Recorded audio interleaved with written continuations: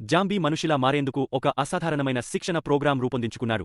ఉదయం సమయంలో తన శరీరం మీద నియంత్రణ పొందేందుకు పక్షుల గూళ్లపై రాళ్లు విసిరే ప్రాక్టీస్ చేశారు. మధ్యాహ్నం తన వేళ్లలో లావుగా మరియు సున్నితంగా కదలిక రావాలంటే చిక్కగా ఉండే గింజల్ని చాపస్టిక్స్తో ఎత్తే ప్రయత్నం చేశారు. తలుపు గొక్కులో చెట్టు కొమ్మ పెట్టుకుని స్పష్టమైన మానవ స్వరం పలకడం నేర్చుకోవాలనే ఉద్దేశంతో టంగ్ ట్విస్టర్స్ చెప్పే ప్రయత్నం చేశారు. రాత్రి మేళ తను మెల్లగా నడిచే జాంబీ నడకను మార్చుకోవాలన్న ఉద్దేశంతో థ్రెడ్మిల్పై నడవటం ప్రారంభించారు. కానీ థ్రెడ్మిల్ వేగం 3:5కి చేరగానే అతను మళ్లీ కింద పడిపోతుండేవాడు. అయినప్పటికీ అతను ప్రయత్నం మానలేదు. వేసవి నుంచి చలికాలం దాకా ప్రతిరోజూ శిక్షణ కొనసాగించారు. చివరికి అతను థ్రెడ్మిల్ని జయించారు. ఇప్పుడు అతను వేగంగా పరుగెత్తగలరు, చాపస్టిక్స్ని సులభంగా వాడగలరు, ఎలాంటి తడబాటు లేకుండా మాట్లాడగలరు, రాప్ పాటల్లో పాడటానికి కూడా సిద్ధమయ్యారు. ఒకరోజు అతను పర్వతాల్లో ఆహారం కోసం వెతుకుతున్న సమయంలో తన కళ్లముందే జరిగిన ఒక హత్యను చూశారు. హంతకుడు వెళ్లిపోయిన తర్వాత మృతదేహాన్ని పరిశీలించారు. అందులో ఒక తారం చేవి మరియు ఐడి కార్డు కనిపించాయి. ఆ మరణించిన వ్యక్తి ఒక ప్రైవేట్ డిటెక్టివ్ అని తెలిసింది. అప్పుడు జాంబీ ఆ వ్యక్తి గుర్తింపుని స్వీకరించి మానవుల మధ్య జీవించాలనుకున్నారు. కాని మానవులు నిజంగా అతన్ని అంగీకరిస్తారా?